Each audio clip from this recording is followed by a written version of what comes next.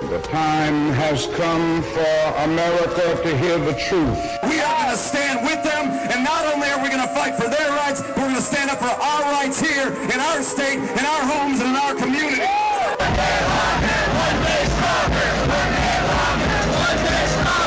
Because the future of labor's rights in the United States of America is not going to be decided in the courts. It's not going to be decided in Congress. It's not going to be decided on talk radio, and it's sure it is not going to be decided on Fox News. Solidarity forever. Solidarity forever. Solidarity forever. For the union makes us strong. Good morning, Tennessee Valley. This is the Valley Labor Report. My name is Jacob Morrison, here with my co-host and fellow agitator, David Story. It is Saturday, February 27th, 2021, and we are broadcasting live online and on the radio on WVNN in the Huntsville, Decatur, Athens listening area from Athens, Alabama. A recording of this program will play tomorrow, Sunday, February 28th, on the great WGOL in Russellville, Alabama.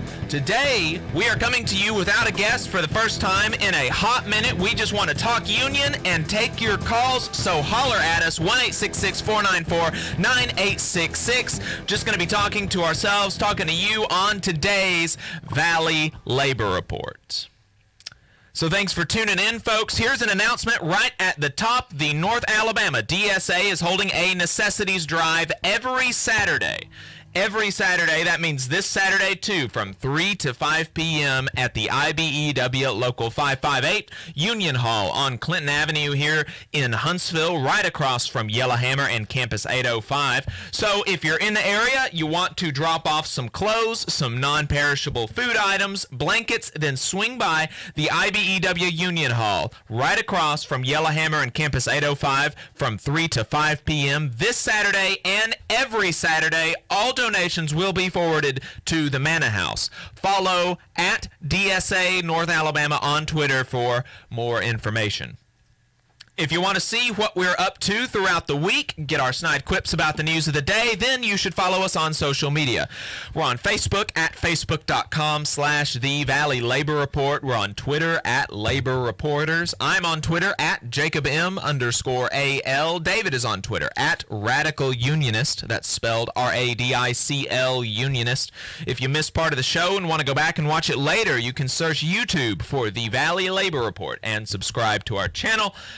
You can go back and watch the full show there, and we also clip segments throughout and release those throughout the week. So if there's one thing that you might be interested in, you can go back and see all the topics that we've talked about in the past. We also upload the program on more than 11 different podcasting apps. So to see if we are on your listening platform of choice, go to thevalleylaborreport.transistor.fm/subscribe. We do now have a website, thevalleylaborreport.org. Going to talk more about that in just a second. And finally, if you appreciate our work and want to help us stay on the air, consider throwing us a couple dollars a month on patreon.com/The Valley Labor Report, or go to thevalleylaborreport.org and get yourself a hat. We have got new hats now. New hats from a new vendor. I like them better personally. There's a few reasons. For one, the biggest reason, we've got the Union Bug right here. If you're watching on the stream, we've got the Union Bug right there on the front of the hat, right beside our logo. Let me see the hat. Let you see the hat. It's really, really nice. I like it a lot. David's showing it off, making me expose my hat head to the world. Your hair looks wonderful. It's great. You do not, contrary to the pictures that David tweeted out, you do not have to wear it as a flat bill. I don't know what has gotten into him, but you can if you want to go. If you want to look absurd. I thought that was a thing.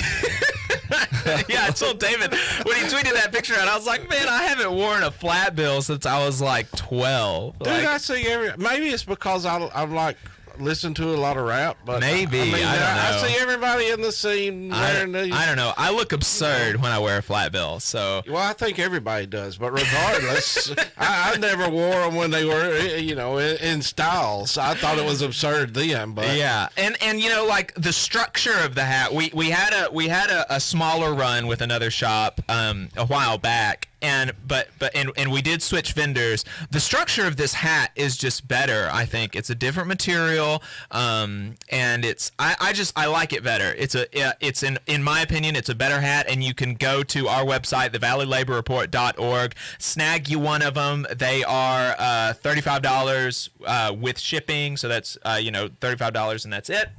We'll ship it to you wherever you are. It's great. I love it. I am very, very happy with the hat, and so you should snag one while you can.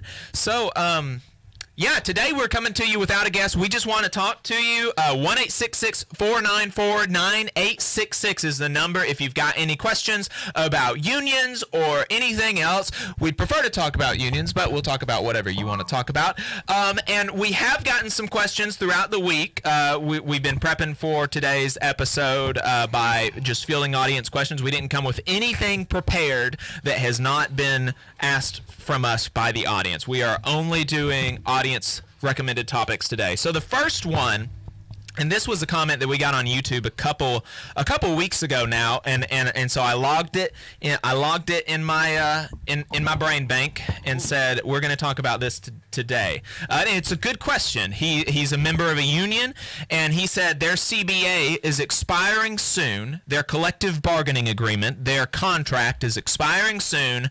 What should I expect for the renegotiation process? And I think that's a really good topic for conversation, and I think that is good for folks as well that don't have a union, that are thinking about organizing, or for I know that we've got some Amazon workers down in Bessemer that listen to us online. The renegotiation process is going to look very similar to the initial negotiation process to get your first contract. So we're going to be tackling both of those topics right now. And David, this is why I love having David on the show, or one of the reasons why I love having David on the show, because he is old as dirt. He has done this so many times.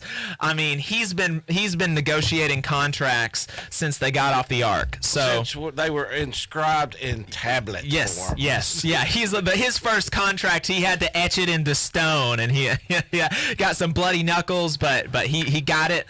So David, talk to us about what I haven't actually. I'm a union member. I have read my contract multiple times, but I haven't actually gone through a negotiation process yet. So, I know what happens. I've read a lot about it, but you've got that firsthand experience. So walk us through what happens when your contract expires, or when you get a union and you're about to negotiate a contract.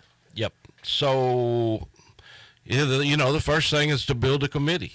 And generally speaking, the folks down at Amazon, they don't have bylaws yet, and bylaws are democratically elected rules that the group sets upon themselves. And generally within those bylaws, it will say how many negotiating committee people will be elected to negotiate. It will, if you've got a large facility such as yours, it will probably say there will be this many people out of this department, and there will be this many people out of this, and it gives, it's rules that all the brothers and sisters place upon themselves to ensure that it's a fairly represented negotiation, that it represents not just one group, but say, for instance, in ours, that it represents production workers, that it represents maintenance workers, that it represents the warehouse workers fairly. So I would say if you are in a union currently and are considering, going into negotiations soon, then have a look at your bylaws. And a lot of people have no clue where their bylaws are at, and it's incumbent upon your union officers, your elected union officers, and your local to provide you with a set of those bylaws. They should have them. If you've got internet space, a website. Ours is on our website. But if not, then ask your steward in your area. Give me a copy of my bylaws. That will set up the parameters for negotiations. Then generally, And so really quick, the negotiation committee, the process for electing it is going to be different in different places. But it does, the people that you elect to be on the negotiating committee, they come out of the workforce. Yeah. These are rank and file workers. These are not, these are not like union bosses or whatever. That you're going to have staff, and you're going to have staff lawyers advising you, and you're going to be able to look at other contracts from across your international. But the people that are actually going to be at the bargaining table, they're workers. They're workers that you've been on the line with, you've sat in the cube next to them, whatever your work situation is like. These are just normal, regular working folks writing the contract that they're gonna and they're the folks that you elect, and they're the folks that are going to represent you. It's not some like nebulous outsider coming in to negotiate for you. It is you. Yeah, and there's a reason for that. And because you get a lot of times, even like a lot of the older hands, long-time union members that's never been in negotiations say, why don't we have lawyers? Why aren't we hiring lawyers to come in and write these contracts for us? That's because we are going to be reading them. Right. And have you ever read your credit card rules that, it's like 60 pages and you make it through the first paragraph and your eyes start glazing over. The whole reason we negotiate these contracts, and when I say we, it goes back to what you were initially saying, the workers, because the workers are going to be the ones that's going to have to enforce this contract, and we want it to be clear exactly what our intent was, and we don't want a bunch of lawyerese gray area language put in the contract. We want to make sure we get what we want. Right. So yeah, you elect a committee out of the shop floor. Every union is going to do it different. All of our negotiating committees go to Maryland to our training center. We spend a week, sometimes more, sitting in offices all day long from 8 in the morning till normally 8 or 9 at night, going over the previous contract and fine-tuning what we want out of the upcoming one. And then you go, generally roughly a month before. So, and like I say, everyone's going to be different, but you want to get your contract negotiated prior to the expiration of the current one that you're working under. Right. So you go in and everybody sits down at the table and you negotiate with the company one-on-one. And now you said that the fine tuning of the things that you want out of the contract, there are some more formal and less formal. I think probably the bigger the workplace, the more formalized settings you need, as far as there are generally processes that you incorporate.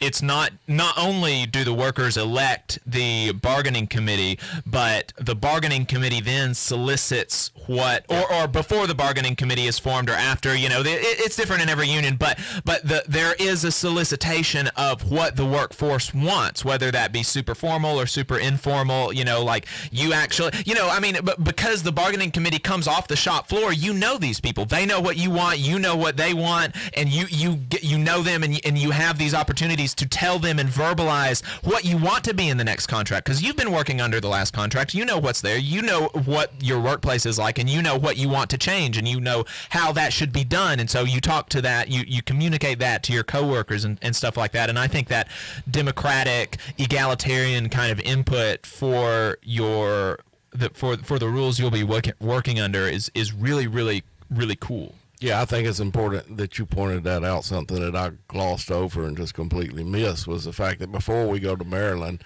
we have it's roughly 100-question survey on all of, just a generic, but it covers just about anybody's contract. It's generic enough where it would. And it's like one of the bubble-in surveys, and those all get sent back to Maryland.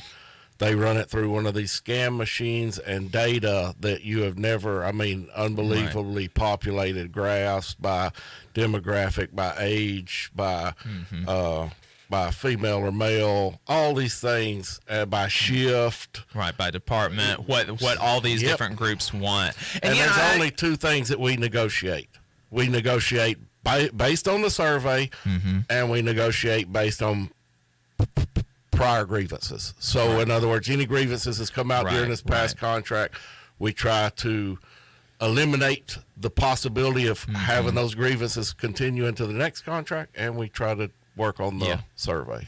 Yeah, and you know, I'm glad that you appreciated that input, because I know this, but not all of the audience would know this. You know, even though the negotiating committee is elected from the rank and file, from the shop floor, I didn't want folks to reckon that once they're elected, then they are, you know, then they become some kind of high and mighty force, and they don't take into account the opinions of the other workers or anything like that. You know, it's a very inclusive and democratic process, and you know, of course, some unions incorporate more than others. So for some unions, there is more of like I've been saying, there's more of a formalized process in some unions than others. David sounds like they've got their stuff down to a science, and that's really cool. But yeah, I wanted to pull that out, because a lot of folks have this idea of, you know, oh, once somebody gets elected, they you know, they just rule over you. They rule over you, and that's not how it happens. That's not the way it is. That's certainly not the idealized way that. And you know, I don't know. Maybe there are some locals out there that,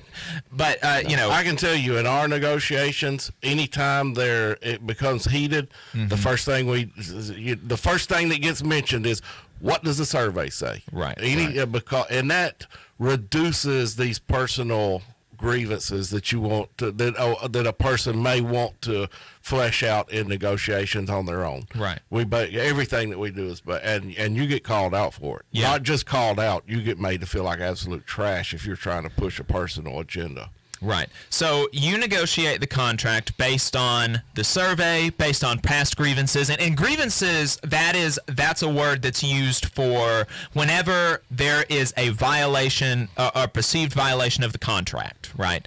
And or a perceived injustice in the workplace, and so you file a grievance to try to rectify that, and so you file based on past grievances to try to make it less likely to put up guardrails so that these grievances don't actually happen so much in the future. And then you said you try to hammer it out. What does the process look like of actually hammering it out with the company? How does that work? You know, I'm sure they come to the table with things, and so what does it look like having those conversations with people in management and trying to, you know, what does it look like at the table? It's miserable. I mean, and there's no nice way to put it. Yeah. It is literally, if you've ever gone through a divorce, I mean, a absolute terrible divorce, it is like that for 2 solid weeks. It is just, it's physically demanding, it's mentally demanding, it breaks you down in every way that you can possibly imagine. But for us, it's a group of 5 from our plant, 3 from California, 3 from Orlando, because we negotiate a joint contract with 2 other locals. And there'll be roughly 10 to 12 people from the company side, the HR people, generally the plant managers, a corporate lawyer out of Atlanta that they hire, one of the union-busted lawyers. He is generally their not lead spokesperson, but lead spokesperson. And it goes back and forth. And so what we do is you spend 1 week on what we call non-economic issues, which is working, shifts, hours, things like that, and then you spend 1 week on economic issues. The first week you generally work on non-economic issues, and generally we make the first pass. And when we call a pass, we say, the contract is broken down into articles. So we try to keep it in articles, and we will pass the first article and say, this is what we want. We'll go over all the changes. There's nothing shady that happens. You know, a lot of times you hear people talk about, I slipped this in and I slipped that in. There's absolutely nothing slipped in during negotiations, because we have the contract printed out, we hand it to them, and all of the areas that we changed are highlighted, and we explain those highlights and why we wanted it changed, whether we refer back to grievances or whether we refer back to our survey. We say, this is the reason why we feel like this would be better for us and y'all. And generally we try to frame it as, this is going to be better for y'all. It's going to make labor peace in the plant. Right. So And the company comes back. They have a caucus. Normally it's an hour, 2 hours. They modify what and they make their pass and explain their pass. That goes on literally for 2 weeks, from 8 in the morning, and most of the times we don't get in bed till around midnight, 1 o'clock. And this is just the negotiating committee. This isn't the whole workforce. It's just the negotiating committee that's negotiating that. And so that tells you, you know, how kind of how much the people that are willing to take on this stuff, like how much work that they actually do. And you know, people talk about like freedom isn't free, democracy is hard work, and the same is true in the workplace. Miserable. It's difficult, but it's miserable. But it's worth it. I can tell you this, and this is not a lie. Every time I come out of negotiations, I swear to God, I'm never doing it again. Every one of us are like, this is the last time, man. I have had all that I can take. But, you know, it goes back to the same thing that it goes back, you know, with social justice reform or anything like that. The ones that do it well, they do it well because they care, and they won't quit because they care. It's just you keep taking your licks and you keep fighting. Yeah. Okay. So we got a caller on the line. You want to take a caller? Or you want to work through this a little bit? There's just one or two more questions. Okay. Was the question about negotiation or about a contract? He didn't say. He just said he had had a question. So okay. So I want to wrap this up. Caller, stay on the line. I really appreciate your call. I want to get through this. I've just got a couple more questions for David, and we should be able to wrap it up here pretty soon, and then we'll get you on the air to see if you've got any questions. So. You know, you mentioned that y'all go back and forth with these negotiations. What happens when there is an impasse, when y'all are both demanding something and you're saying, and you're like, I'm not going to give in? Both sides are saying that they're not going to give in. What happens in that situation? And I think these are kind of pretty similar things. What happens when the bargaining committee reckons y'all have got a good deal hammered out and y'all are ready to go? What happens in those two situations? So the easier one is we got a good deal hammered out and we're ready to go. Let's handle that one first. If we come to where we think we've got a good deal, then at the end of the negotiations, the bargaining committee meets independent of the company, and we go through the contract and we take a vote. Can we recommend this contract to the membership or not? If it's a good contract, I can tell you this, on every contract negotiation that I've been on, we haven't recommended the contract. Right. But if it's a good contract, then we would recommend it. And the membership generally votes on that contract based on the negotiating committee's recommendations. And so the membership votes on it. Yeah. The bargaining committee does not get final say. We don't get final say on anything. We are nothing more than one single member voting whenever it comes time to vote. Right. And for us, I can tell you, we can vote the contract down with 50% plus one member and say we don't want to take this contract. But even then, there's a higher standard to strike. Right. There is a supermajority. So that goes into the next question. Down and still have 65% vote to go on strike, and unless we get that 66 and 2/3, then we go back to work.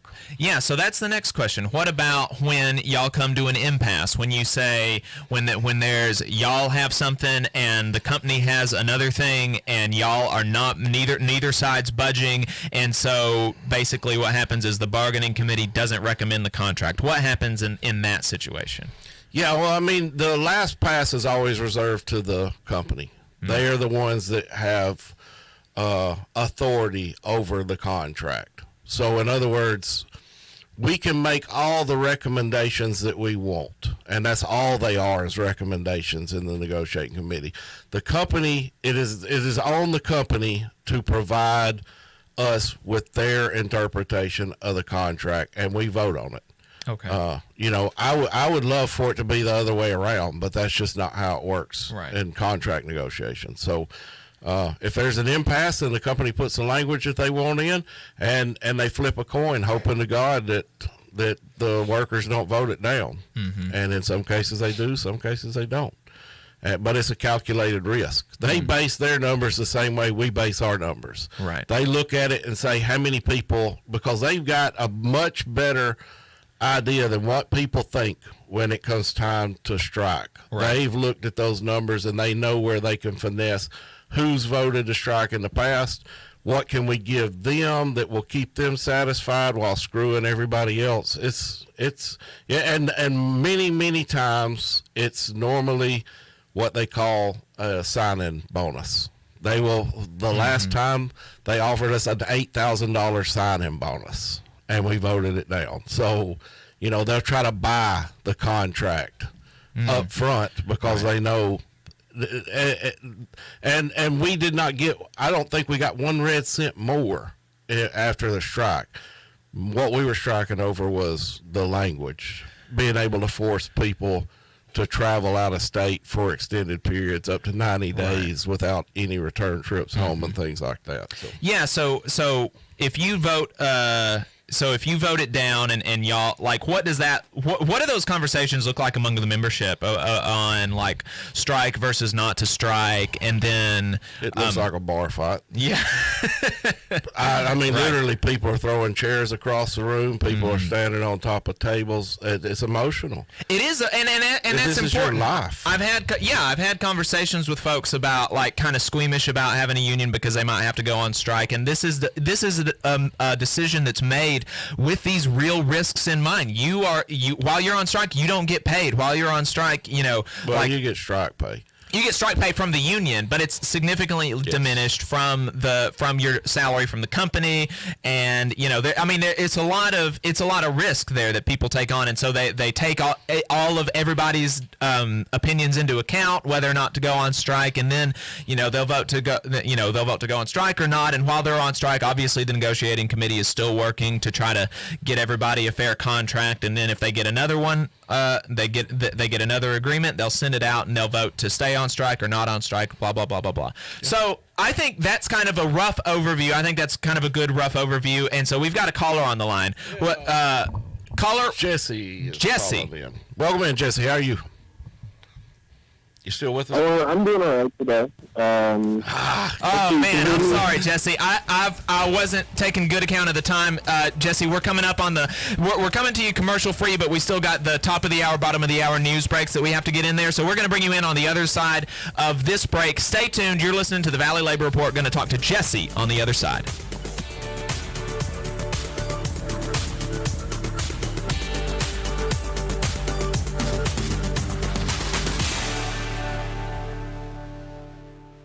Huntsville's #1 news, talk, and weather station. WVNN Athens. WVNN FM Trinity. A Cumulus station. It's 10 o'clock.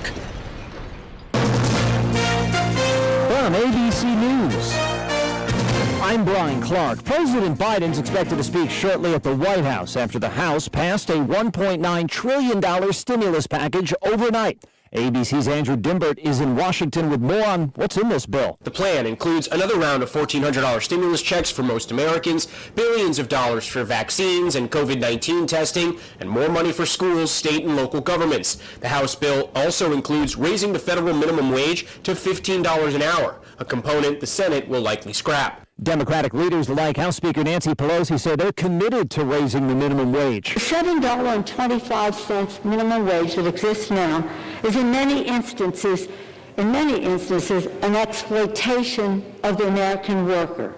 Another coronavirus vaccine could become available today. Dr. Paul Offit was part of a panel that recommended the Johnson & Johnson vaccine for emergency use authorization. This vaccine is going to keep you out of the hospital, it's going to keep you out of the intensive care unit, and it's going to keep you from dying. It's a single dose, it's refrigerator stable. FDA authorization could happen as soon as today. As vaccinations pick up, some states are easing restrictions, but there are concerns from health officials like CDC Director Dr. Rochelle Walensky. Cases, hospital admissions, and deaths all remain very high, and the recent shift in the pandemic must be taken extremely seriously. A declassified intelligence report released Friday holds the Crown Prince of Saudi Arabia, Mohammed bin Salman, responsible for the 2018 killing of Washington Post journalist Jamal Khashoggi, but he is not punished in the report. Some were hit with visa issues.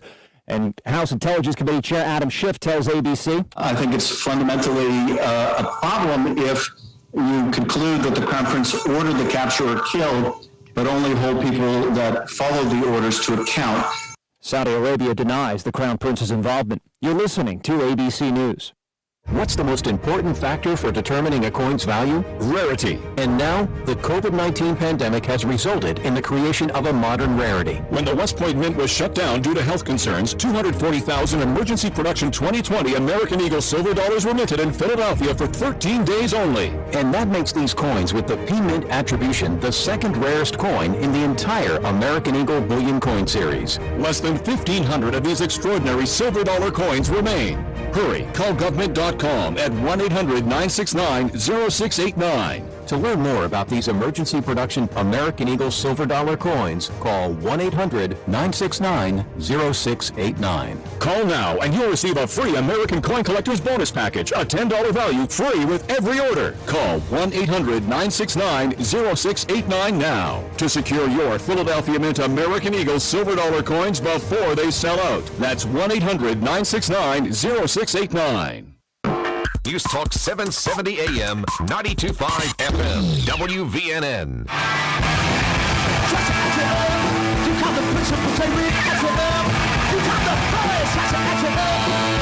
Folks, welcome back to the Valley Labor Report. My name is Jacob Morrison, here with my co-host David Story. We are coming to you commercial-free, courtesy of the Alabama AFL-CIO. We are talking union, taking your calls. On the line, we've got Jesse. Jesse, sorry I ran you up into the post. Apologize for that. What you got for us? That's no issue. First of all, I just wanted to, go out and say, solidarity with Amazon workers. And then second of all, I am a wobbly organizer in Northern Virginia, and the biggest problem I face when going about, recruiting people and getting people to come about and join the big wobbly cause is, like, the major issue of convincing people why they need to dual card or why they should dual card with their union and then the IWW. And then I guess, not to go too much into that, but how would you suggest circumnavigating that issue? Yeah, so I actually wrote an article in the Industrial Worker called "The Case for Dual Carding." You can still find that. It's archived online if you go to industrialworker.org, which is that is the IWW's publication. And so there are a couple of things that I said in the case for dual carding. David and I are both dual carders. We're both members of our business unions and the IWW. And I think and the things that I mentioned are that dual carders bring, in my view, this is not necessarily... It's not the view that every wobbly has. I'm not totally sure about the popularity of it, but it's not a view that every wobbly has. But I think dual carders bring a certain amount of experience and expertise. People that have been in business unions and that know the way that they organize. I think they bring a certain amount of experience and expertise to the IWW that is valuable and that we can learn from in on both sides, whether that be, I'm coming to the IWW and here are some things that my business union does that maybe we shouldn't do, or on the other side, here's some things that my business union does that we should do. And I think there are things on both sides of that coin, and so I think for the value to the IWW, I think that's a big value there. For the value to the dual carder, that is maybe a bit less clear. But I think for people that are really involved and really active in their unions, I think the value is to contribute to organizing that your business union doesn't do. There are a lot of workers out there that they're not going to be catered to as often by the business unions, like bartenders or fast food workers, or there are a lot of retail workers that folks that some of the bigger unions just won't organize, and the IWW will. And so if you're passionate about organizing workers, helping the working class, things like that, that's why I got into it. It also can function as a sort of militant unionist network in your area for solidarity and for networking and for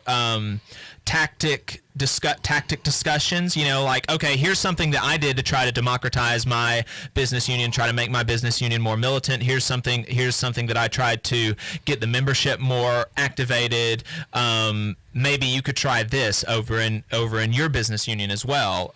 And so I think it functions good as a network for solidarity, a network for learning each other's tactics and building that kind of information network. And yeah, but the biggest thing for me, and which is I think this is the type of people that you want in the IWW to be dual carders. The biggest thing for me is the ability to organize workers that a lot of folks see as unorganizable.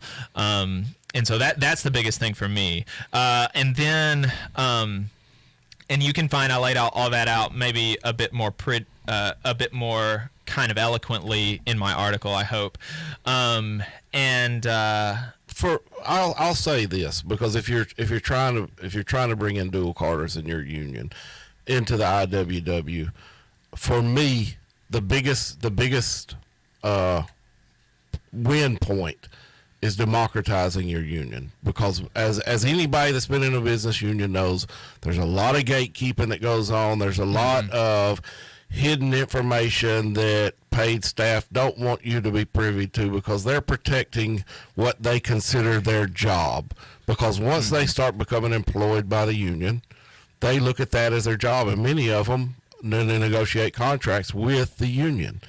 So there's a lot of that that's going on, and the IWW stands in complete opposition to that type of gatekeeping, and they are very democratically organized and very egalitarian, and they work side by side, not as leaders and followers. And that's why I hate this term union leader. I'm not I may be the president of my union, but I'm not a union leader, because everything that comes out of our union meetings is voted on by the membership, and I must fulfill the membership's wishes. And when we start thinking that we can pull the membership one way or the other is when it becomes personal agenda things, and it's literally the most detrimental thing that could happen to the union. So I believe that the IWW, as a dual carding in typical and traditional business unions, brings that egalitarian and democratic spirit back to what the union's original intent was, and that is the organization being all of the membership and extremely democratic. Mm-hmm. Did that answer your question, brother? Yeah, it does pretty well. Thank you so much. I just got to say, you guys are great. You host an amazing show. Mr. Morrison, we got to get you back down to Fredericksburg sometime soon. hope you have a wonderful day and solidarity. All right, brother. Appreciate it. Thanks for the call. Yeah, I think dual carding is definitely a viable thing. And we got a brother in the comments. David, did I just hear you advocate for the IWW to be the USA's path to sectoral bargaining? Potentially, maybe that would be great. I mean, well, the thing with IWW is you do away with sectoral. I mean, there's a reason why they're called one big union, because everybody is a member. So yeah, I'm very much in favor of the IWW's path. We just have to make them more relevant to the labor movement, and in order to make them more relevant, we've got to organize with them and bring in more membership to the into the union itself, and whether that be through external organizing, in workplaces that are currently not organized, or whether that be through internal organizing, through bringing in dual carders. I think that's important. So yeah. And I've seen where one of the guys asked about organizing. Hang on one second. Let me look at this. I said something about organizing gig workers, right? Tenants and Tenants. things like that. And I've seen a lot about this. You may know more about it than I do, but honestly, I have a difficult time speaking on something that I haven't worked with. Yeah.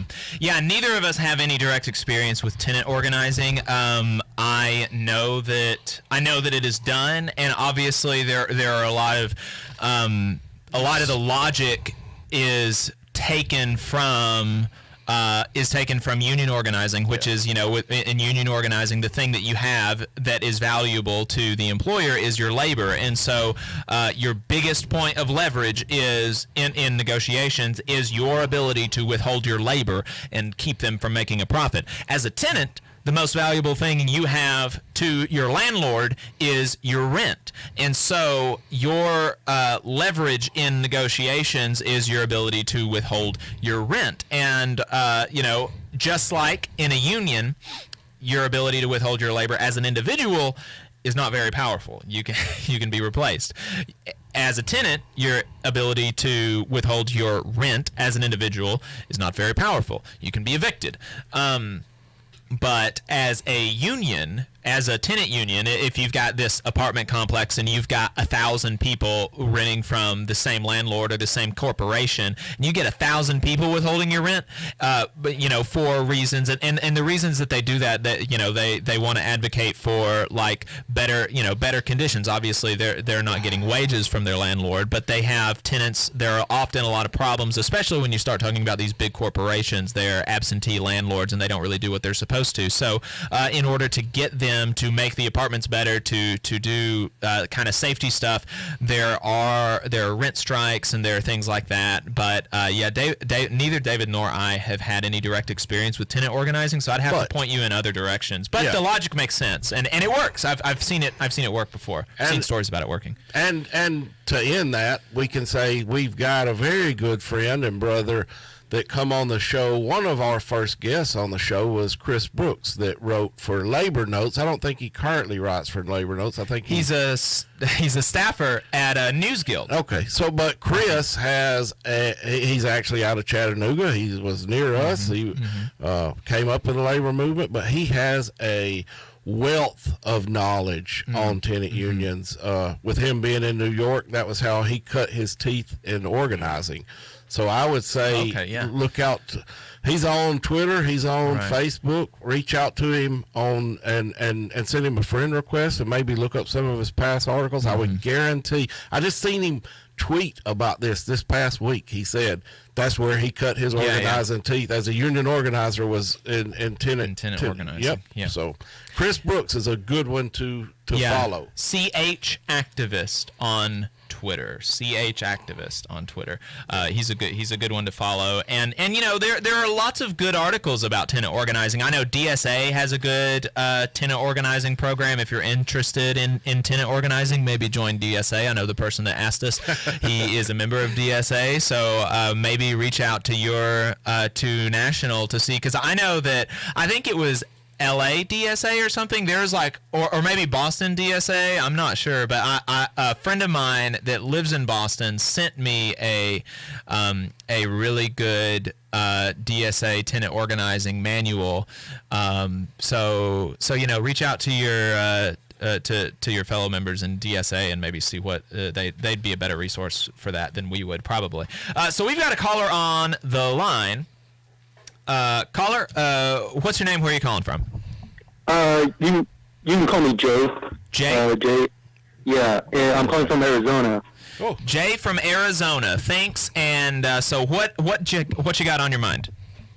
So Arizona's a right to work state and all that, and like pretty much my whole life, I've never known anyone that's been in a union or been in a union myself, obviously.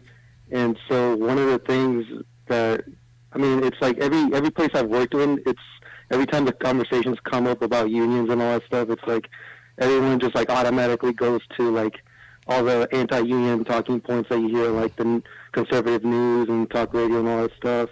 So it's like, I've only ever had experience with like explicitly anti-union, coworkers. Yeah. And I just want to ask you guys, have you ever experienced something like that when you guys try to organize, just like people who are like really anti-union or anything like that? Absolutely. I mean, you got to remember we're in Alabama. We're in a right to work state as well, at will employment, and that's typically, that's for certain. That's what you're going to come up against consistently, especially in areas where, and I don't know the type of work that you do, but especially in areas that may not have been traditionally unionized, and it sounds like you're coming out of one of those areas.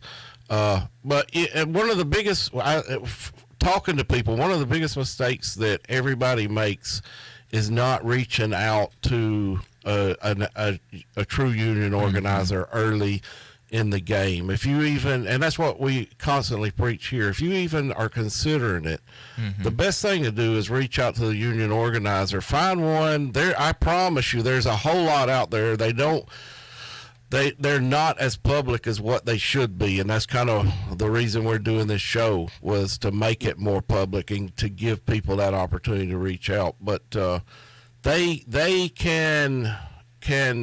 have some real good talking points of what to do, what not to do, and the biggest thing that you'll find with a union, a true union organizer, is they will put you on a path that will keep you from coming under a fire at work, and that's their biggest concern, is to ensure that this is that when you start talking about unions, it's done safely and carefully, right? And everyone's taken care of from termination or from retribution with the boss, because there are some laws once you begin talking to a union organizer that come into play at the federal level that allows you to talk about the union in certain places and protects your job to where there are numerous times we've seen people that get terminated and we're able to get their jobs back with back pay.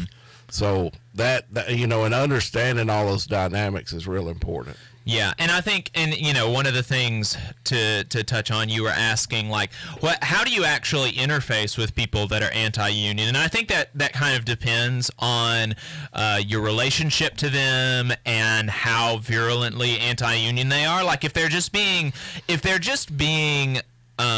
if? I mean, I don't know. That can be legitimate, but if they're just being like vitriolic and toxic, and you don't have an existing relationship with them, and they're just like purposely trying to be difficult, there's not a lot you can do with that kind of person. And I try to organize around them as best you can, and maybe one day they'll come around, but it's not going to be you convincing them. But for folks that are so David and I have been making calls for RWDSU into the Amazon warehouse down in Bessemer, and I've had a lot of calls now with people that are not, they're not being hateful or mean. Like you said, they just don't know much about unions, and they've got questions, and they're hearing, especially down at Amazon, they're hearing all this anti-union propaganda, and they reckon it's true because it's coming from the people that sign their paychecks. And so, why would they lie to me? I mean, they just don't know. And so I'm having these conversations with me. They're throwing these anti-union talking points at me, not maliciously, but they're just like, why this? Why that? And so you got to kind of step them down, like off the ladder, be calm and patient. You're going to hear things that really rile you up because it's complete hogwash, but you got to step them down off the ladder and talk them through the way that it actually works. And it can be and talk to them about the democratic aspect of it. There's nobody from up on high is going to tell you what to do. Ultimately, you're going to be the people electing folks from the shop floor to negotiate your contract. We're gonna clip the first 30 minutes of the show and we're gonna throw it out there. Send that to them.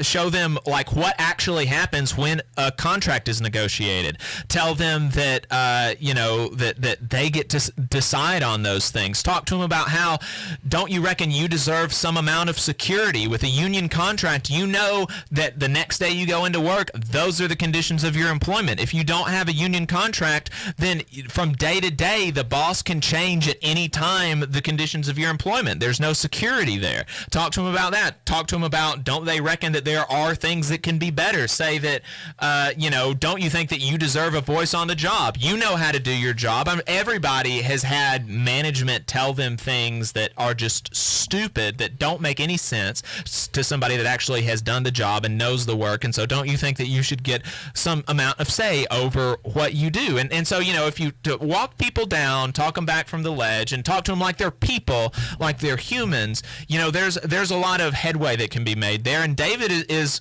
proof positive of that. He works in a He works in a machine shop where, most of the folks, they're Gen X, boomer, white guys, right? And these are conservative folks that are still going to go and vote Republican, but he's got a 93% union density rate in his shop. And that doesn't happen because he talks down to people or other union members talk down to folks that have different political opinions than them. It's because they level with them as people and they work together. And some of the most conservative people in his shop are some of the most pro-union folks. So it can be done and take courage. It takes time, but and definitely reach out to union organizers in your area. And follow us on social media, because we just put on an organizing what was it, 4 weeks? It's supposed to be 2 days, but it was spread out over 4 weeks. Yeah, so the Huntsville, the IWW chapters in your area. I think there's an IWW chapter in Arizona. They do organizer training 101s about how to organize, and they're doing it virtually now. Chicago DSA actually has an organizer training that I just signed up for with Jane McAlevey. Look them up. Look up Chicago DSA on Twitter. See if you can find that. Jane has some really good books on organizing. She was an organizer with SEIU. She was really successful. Definitely look her up and look up that organizer training if you want to maybe learn more about, go more in depth into how to have these conversations. Yeah. And lastly, if you do reach out to a union organizer, because here's the thing, is we're never going to make this sound like it's all, peaches and cream or whatever you want to call it.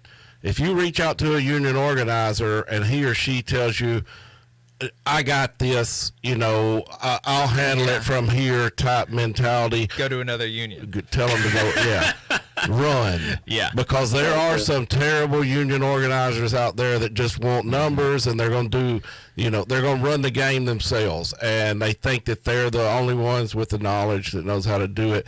And we are both of the opinion, and I'll speak for Jacob because we've talked about this in depth. We are both of the opinion that union organizing should be rank and file. In other words, it should be worker driven, not union driven, because the only people that know the working conditions in those plants or the factories or any job site is the workers. Yeah. So, reach out to some good ones, and if you don't, hit us up on social media, and we'll put you in touch with somebody over there that can help, because we got good contacts everywhere. Oh, cool. Actually, yeah, I just thought of something else too. If it's all right, if I can ask another question. Yeah. Yeah. Yeah. So it's like, do you think it would be worth it for someone like me to join the IWW? Because like right now, where I work, it kind of feels like I'm the only one who's even like curious about being in the union. Joining the IWW would be a great start. Yeah, because they accept people. You don't have to have a union per se in your facility to join the IWW, and doing that puts you in touch with people in your area that are members, and you start building those relationships, and it also gives you access to a lot of organizing information. I mean, and I can tell you in the wobbly world, if you ask a question, I can promise you people will come out of the woodworks to help you. They're dedicated unionists. Yeah, and if you email, and one of the good, and you don't even have to be a member to have some of those questions answered, but the organizing department internationally has some really good folks that we know that we've had on the show. Max Baru, excellent. We've had him on the show before. You can go back and watch our interview there. He may even answer your question if you email organize@iww.org. About organizing, and you know, maybe there aren't many Wobblies in your area. Maybe you could start a branch, or maybe there was only us when we started 2 years ago. Yeah, and maybe, you know, that they could help you organize your shop, or maybe, you know, you want to organize with a different union. You know, I recommend seeing the other unions in your area that organize in your industry, and talking and having conversations with them as well as the IWW. Because, you know, David and I are both dual carders. We're not like wobbly supremacists or anything like that. We we just want folks to join the labor movement, and we want folks to have better lives and have more control on the job and more control in their community. And whatever union you reckon kind of fits better with you, then that's where you should go. Yeah. Cool. Sounds very good. Thank you guys for everything you do. Big fan. Thank you. Yeah, thanks for listening. Thanks, brother. I appreciate it. Thanks for coming. Thanks for calling in. Sure. If you want to call in, the phone number is 1-866-494-9866. Today's show is completely audience-driven. We did not come with any pre-selected topics that were picked by us. We are only tackling things that have been asked, that we've been asked to tackle by the audience. So we appreciate folks giving us some stuff to talk about. We got a cheers from Bonn, Germany. Wow, yeah, David's worked in Germany before. What did he say? We actually protested today, so Very good. That's always fun. Good to hear it. Love hearing about direct action. That's some good stuff. Against Bergfield Market, apparently they're trying to union bust over there in Bonn, Germany, and the brother is out there protesting. So we appreciate you standing up for those workers out in the field. That's important. So, yeah, if you got any questions, call in 1-866-494-WVNN, 9866. And I'm really surprised. The show is kind of what we originally intended when we started talking about the show, is bringing in workers and talking to them about unions and trying to figure out how to get people organized everywhere. Yep, and somebody just called in, and I'm not very good with the phone, so I may have accidentally hung up on you, so I apologize for that. If you want to call back in, the phone number is 1-866-494-9866. We really appreciate it. We're having a good time today. So down to the bottom of the morning break as well. We got roughly 30 seconds left before the break takes in. So call in and we'll get you on the show shortly after the next commercial. Yeah. And for the brother out there that's talking about the IWW, you know, and ask the question, would it be important? You know, it's immensely important. And like Jacob said, we can organize both ways, but we recommend unionizing both ways. We recommend the dual card aspect because the IWW certainly brings a very, very militant union backbone to your group that you may not have in a traditional union. Yep. So we are coming to you commercial free, courtesy of the Alabama AFL-CIO. We do still have the top and the bottom of the hour news break, so we'll be right back after you hear the bottom of the hour news. We are going to bring on Mel, a retired steel worker, after this.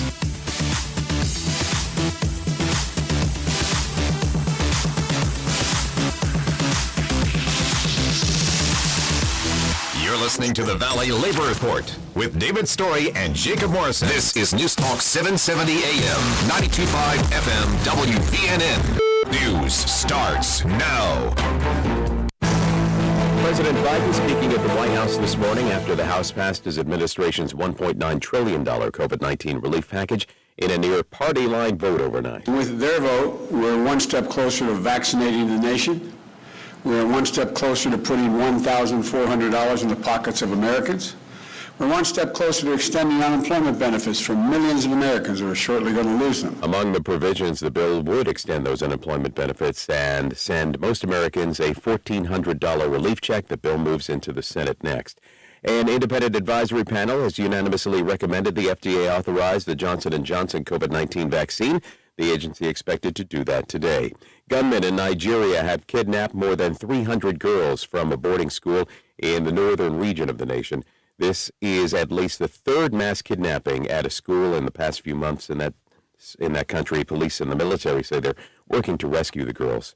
Dave Packer, ABC News. WVNN. Put it there, boy, and we'll show these fascists what a couple of hillbillies can do.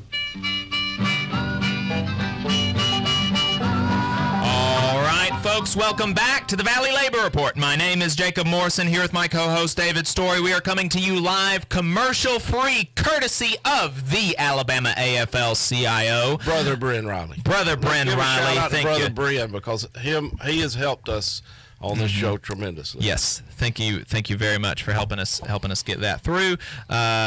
We really appreciate it. And man, we are getting a lot of folks. We got good morning from BC, Canada. Good morning from DC. Good morning from Bonn, Germany. Man, thank you so much for listening, everybody from all over the place. I really appreciate it. So real quick before you go into that next call, one of the brothers asked about what do you do about non-traditional people that are working in retails, and he said non-traditional unionized industries. What do you think the best way to approach non-traditional labor history? And that is traditionally has been extremely unionized, and that was a point that I was making off the radio.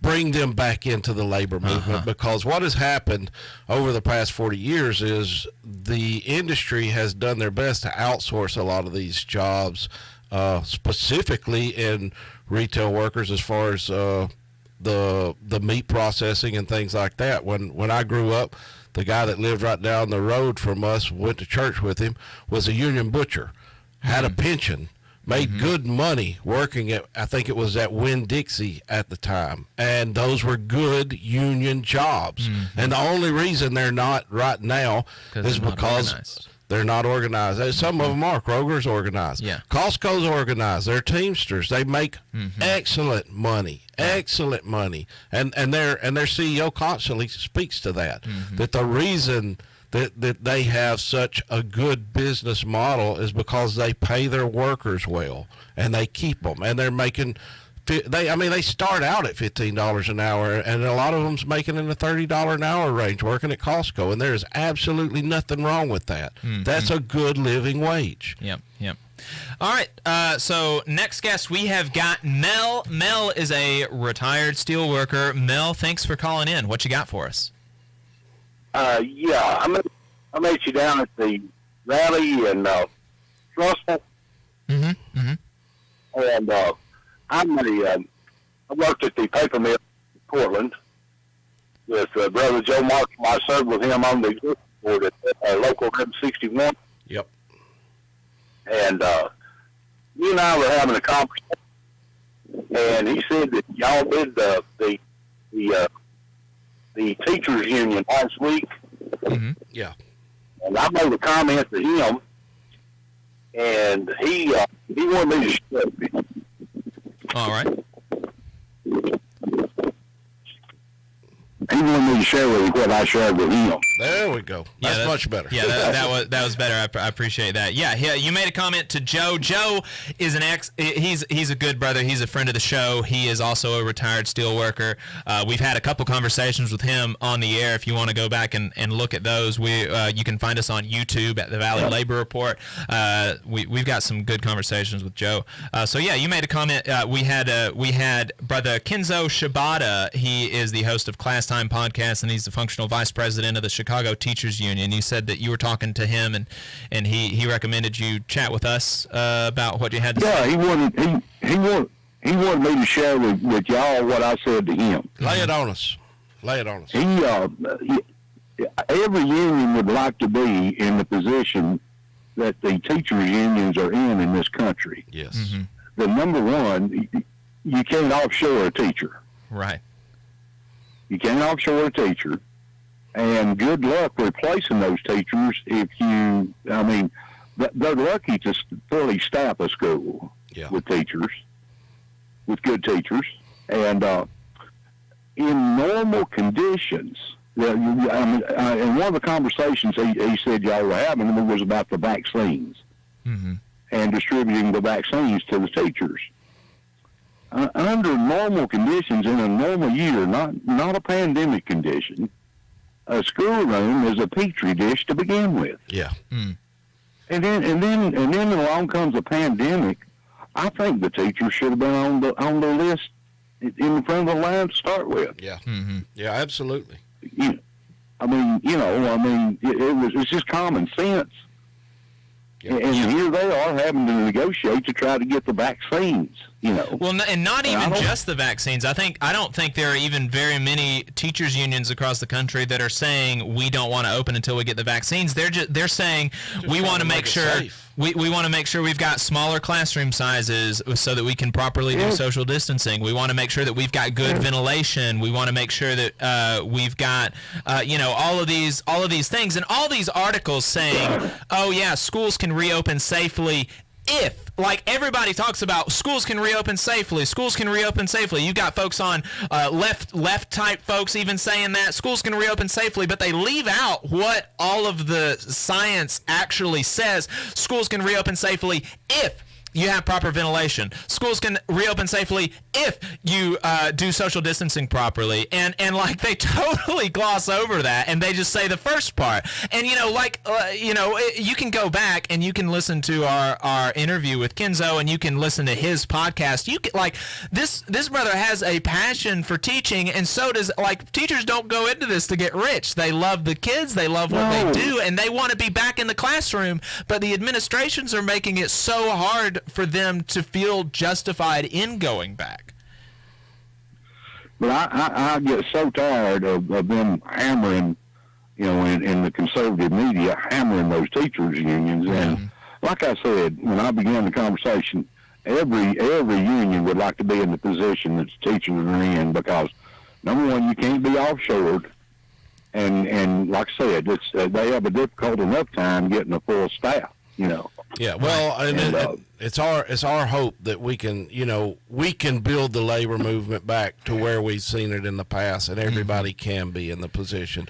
Now, granted, there'll still be an ability to offshore, but if we get the labor movement to where we need it to be, then the threat of offshoring will shut down industries upon industries in solidarity movements and keep that work here. And that's the biggest thing, is getting our numbers back up to where we have the leverage in the communities where they're threatening to offshore, and we're everybody walks, not just one group. Everybody walks and says we're not going to stand for it. Yeah, and you mentioned the fact about you can't offshore a teacher's job. That's so important for teachers, but also for so many of our jobs are going into the service sector and the retail industry now. You can't offshore a burger flipper, which that's the way that those jobs are flippantly described, to try to demean the value of the labor that those folks produce. You can't offshore people at this Amazon warehouse who are distributing goods. You can't offshore retail workers. These are jobs that have to be done here, and it's really a shame that they have been so kind of disorganized because they've really got more leverage even than folks. You don't think they do that on purpose? Yeah, well, that's exactly you don't why. Think they call them burger flippers and try to demean them so they don't organize, so they think there's no hope for me. Mm-hmm. Yeah, That's Mel, you're exactly right. Every worker should be as powerful as the teachers unions. And man, imagine what a good society we would have if every worker when every worker has a union with as much sway as the teachers unions, and we can all act in concert together, fighting for ourselves and for one another. That'll be a great world. Another industry I'd just like to make an example of is that I've always felt and long felt, and I know you have the Teamsters Union and they're strong for the common carriers, but there's any number of large trucking companies across the United States, the large fleets that's got their own drivers. But to me, the trucking industry is ripe for organization if somebody just did it right. Yeah, especially in the South. Yeah, especially in the South.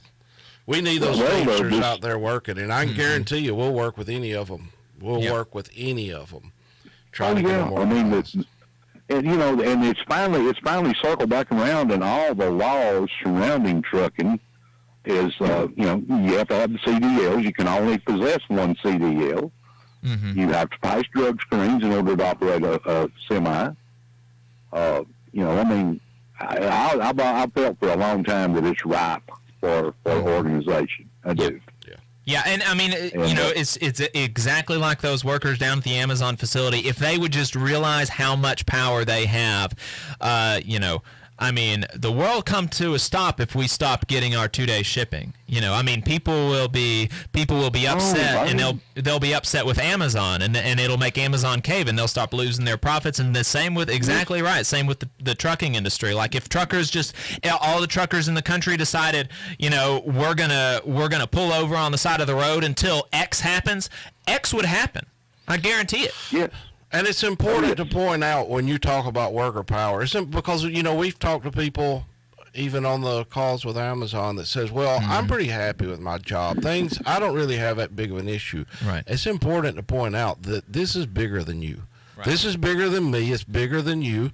It's bigger than Joe or Mel or anyone else. This is about community. Mm-hmm. It goes back to what we were founded on. The United States, the union that we are, is looking out for everybody, not just I'm happy right now. I don't have any problems, so screw everybody else. That ain't the mentality that we should have. Yeah. Mel, we appreciate you calling in, brother. Yeah, I enjoyed it. If I can make one more comment. Sure, go ahead. You're often talking about internal organizing inside the facilities, and you'll always have a conversation. Why should I be a member of the union? Mm-hmm. And never lose sight in Alabama. The number one issue for me for a long time. Alabama is an at-will state. Yeah. Mm-hmm. You can be fired for the right reason, the wrong reason, or no reason. Yep. Mm-hmm. And the only exclusion to that is if you're under a union contract that says they have to have just cause. That's right. Amen. That's right. Just cause, those two words are more important than anything.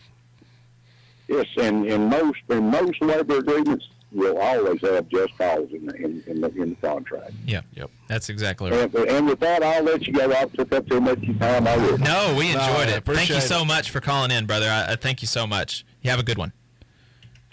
All right. Just cause. That's something that's what the older hands bring to the conversation. I mean, I gloss over. We never cover just cause, and that's an important aspect. Yeah, I mean, because you can't just be fired because the boss is having a bad day. You've got laid out in your contract the things that you can be disciplined for. You've got laid out progressive discipline, and you've got laid out the mechanisms for actually being fired, and they have to be followed because the company agreed to that contract. I mean, it's really so important, for folks to get organized. If you want to call in, 1-866-494-9866. Had a bunch of calls today. Thanks, everybody, for calling in and giving us questions. We've got several questions about Amazon through the week and here today, so I want to hit some of those. Somebody asked last week what our realistic over-under on the chances of the Amazon union winning. I think it's good. I believe it's good. I know it's good. Yeah. There's no belief in there. We know it's good. It's good. The folks doing the organizing are good. The workers in the Amazon facility are good. The workers in the poultry plant that are members of RWDSU that are dedicating their lives to this drive are good. The staff members in New York are good. The staff members in Bessemer are good. It's anybody good. that questions, it's good, folks. Anybody it's good. that questions this drive is an absolute moron. I really believe that they're going to win. I think that they're going to win, and I'm really excited about it. There was and somebody asked me on Twitter, which is he's a good guy. He's a public defender that I've been to some actions with. He asked, what percentage of dues will go towards building the Jeff Bezos Wicker Man? David, what do you reckon? The percentage of the dues that is going to go to the building? Jeff Bezos is out now. And that's something. Look, I get it. I mean, it's easy to hate Jeff Bezos. It's easy to hate Elon Musk. It's easy to hate the Walton family. And this is something, and I'm not calling out your friend, but I'm just saying, as a general statement from what I've seen, quit prioritizing Jeff Bezos. It's not Jeff Bezos. These managers at the facility in Amazon, these managers that they put at the facility that I work at, the managers that's put at facilities all across this state are terrible. They are traditionally what I would refer to as master-slave mentality. Mm-hmm. And anybody that lives outside of Alabama that don't understand that needs to come down here and work for a little while. You can listen to this radio show any other time of the day other than this hour and a half, and you will hear the exact same sentiment. Master-slave mentality. If you don't like it, go somewhere else. Yeah. It's not Jeff Bezos is the problem. Yeah. It is these managers in these facilities and the workers standing together to push back on HR, on their frontline managers, on their senior staffing managers. They're the ones that make these decisions on the floor every day. Mm-hmm. They're the ones that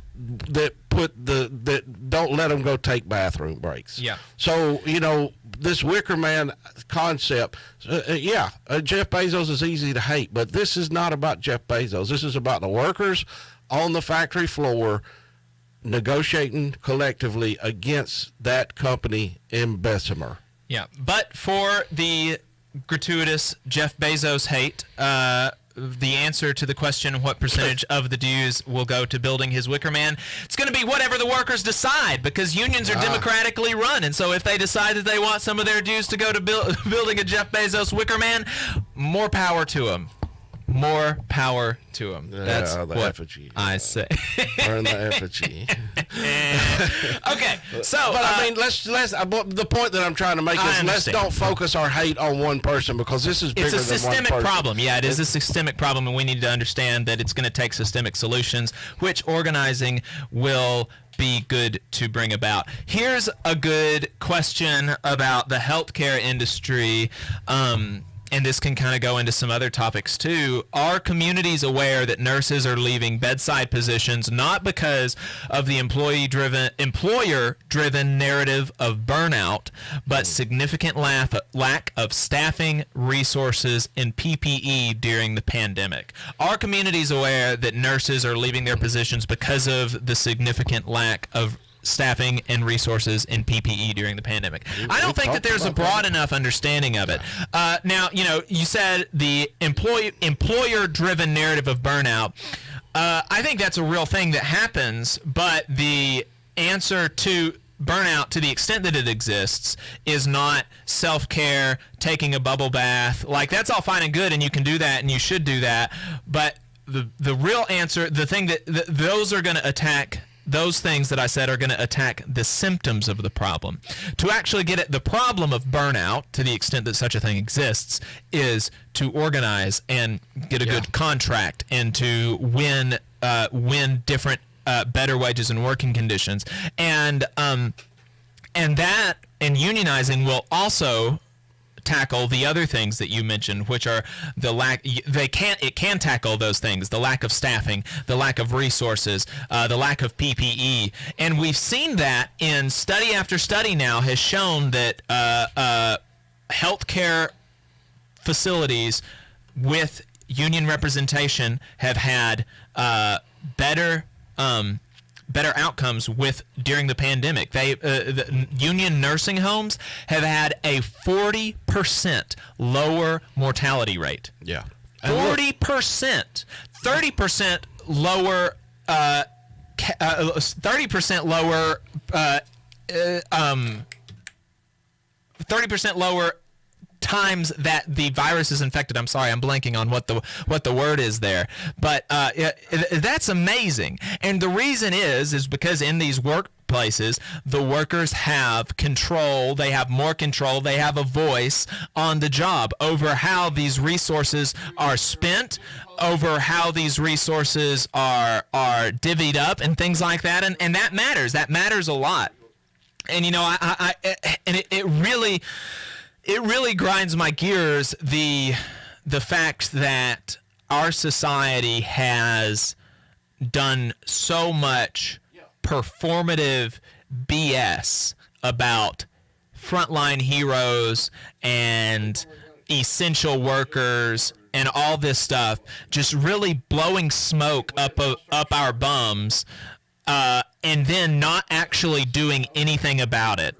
Calling these people frontline heroes and essential workers, giving them hazard pay, $2 an hour, and then taking that away after 2 months of it. I mean, seriously, it's insane. The people that are ruling the society are just trying to get us to be they're trying to distract us from the real issues. They're trying to say, like, oh, if I give you a round of applause, or oh, if I give you some fireworks or something, then maybe you won't ask for better wages. Maybe you won't ask for more nurses in your hospital. Maybe you won't ask for more PPE. And we can't get distracted. We've seriously got to attack this kind of this nonsense that is being placated by this. I've got something for you here, David. Being placated by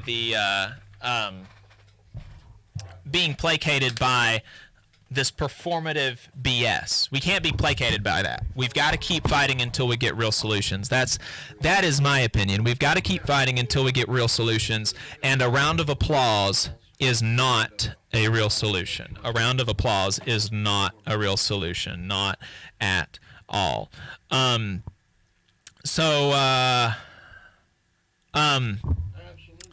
I think that's really important that's really important to understand. So we're coming up on the end of the show. We got about 7 minutes left. David looks like he is on the phone. I don't think we're going to be bringing on this caller. The caller just had a couple questions for David, and so sounds like we're going to be following up with them after that.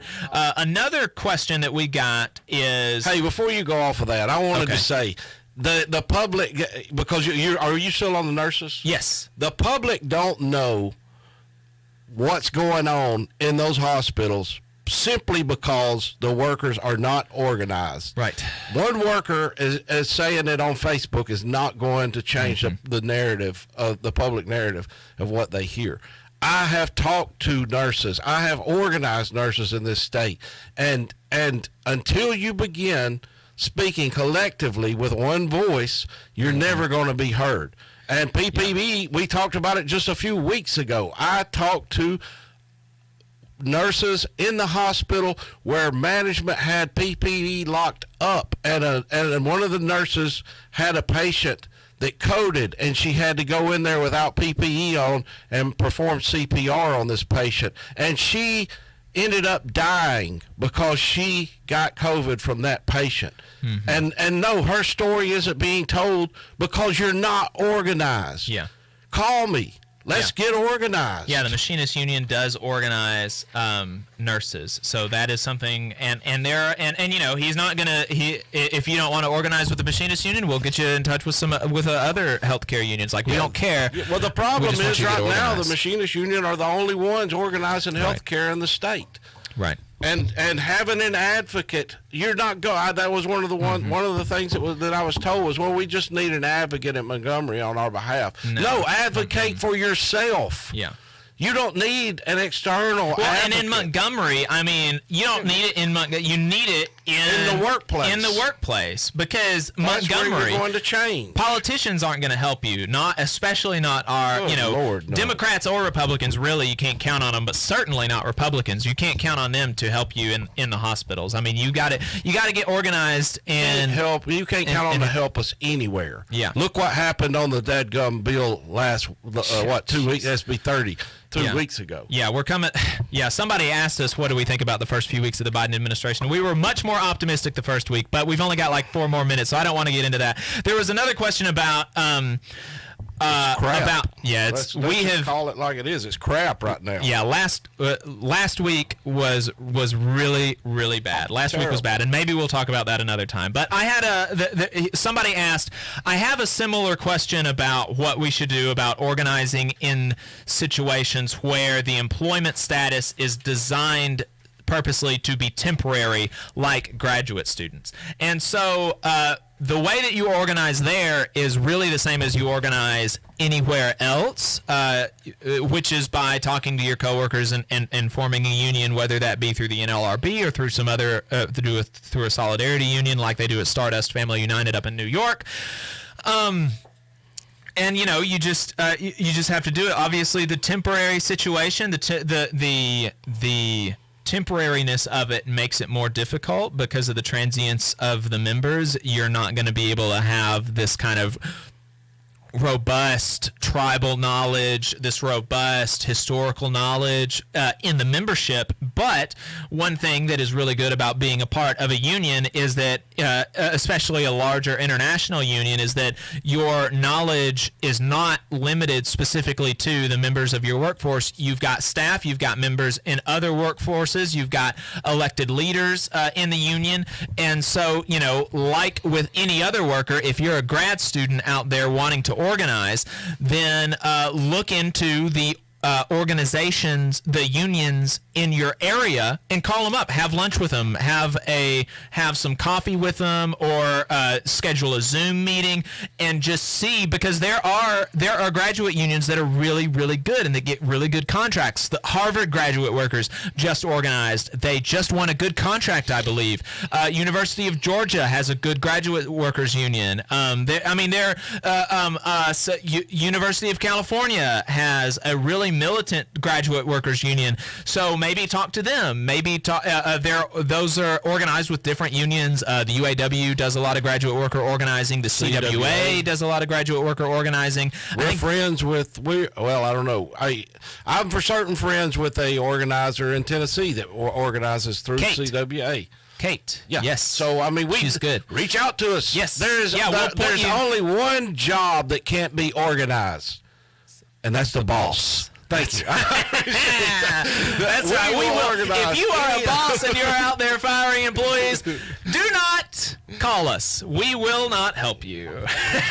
You can get a demotion and then holler at us, and then we'll make sure that we'll try to help you make as much as you were when you were lording over workers. Yeah, well, I mean, in our case, our workers make more than most of the salary folks in the plant. So yeah. There you go. It is what it is.